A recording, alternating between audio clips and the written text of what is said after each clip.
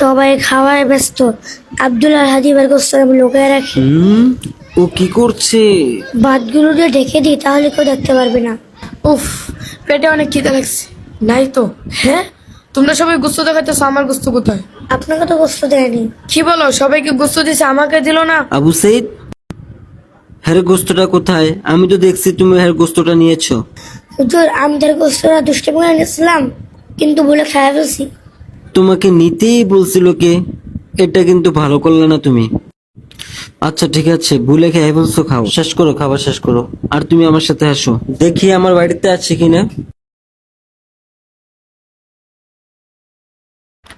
তোমার তো তরকারি আছে, শুধু গোস্তটা নিলেই হবে। নাও।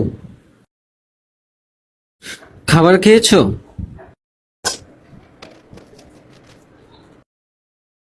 ও গোস্তটা কেন খেলো না?